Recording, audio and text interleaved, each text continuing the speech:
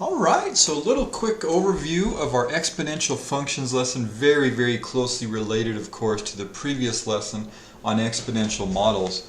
And so this is the big equation, y equals ab to the x, hopefully feeling comfortable. A, initial value, b is our base, right? Of course our independent variable here, and a final value.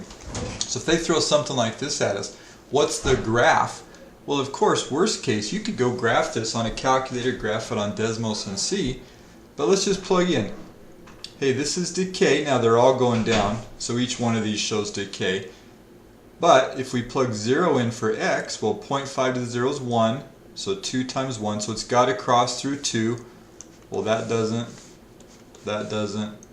hey, this one does. So it's not too bad to find that. But again, if you run into one that's a little trickier, it's got more stuff going on, I would just encourage you to go right to desmos.com, graph it. Alright, graphs of exponential functions all have a horizontal asymptote. Okay, now what's an asymptote?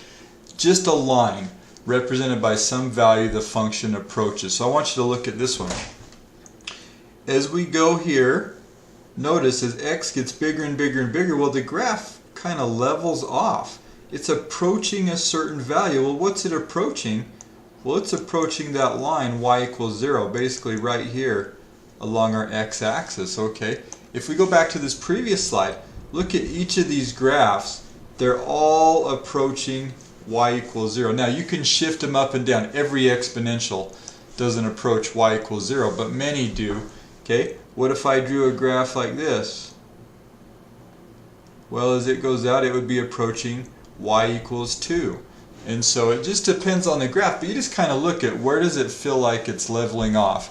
And that's all an asymptote is for our purposes right now. Okay, the number e, this confuses some of us, but let's just drive this home. E is a number, just like pi, right? When you see pi, you probably think, oh, 3.14.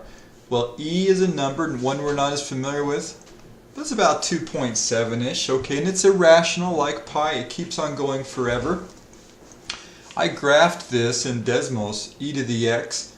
Hey, it's just an exponential function, okay, like 2 to the x, 3 to the x. E is just a number, okay? Sometimes we call it the natural number or the natural base. I like that terminology. That's going to come into play here as we get into logarithms the next few lessons. So I like to use those words, but it's just a number. Okay, this is a big one.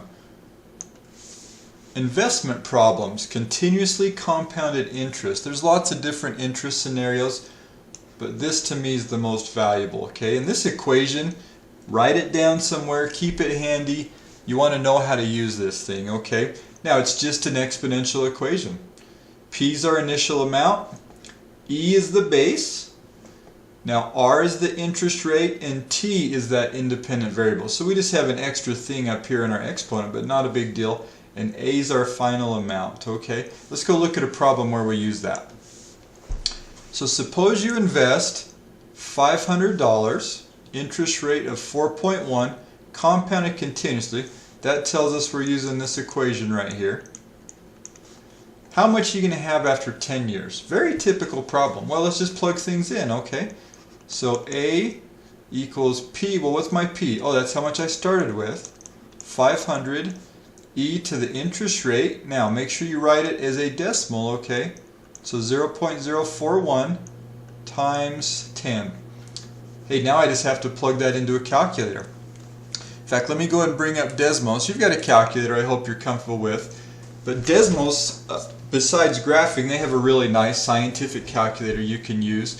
So let me just model that. So 500.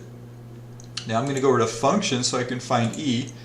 E to the, let me go back here, 0.041 times 10.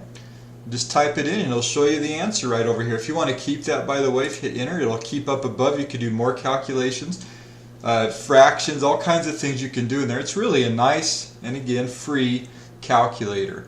So it looks like our value is about $753. They said, I don't know if they told us or not, but a lot of times they'll just round it. So it looks like we'd have about $753 after 10 years based on that $500 investment.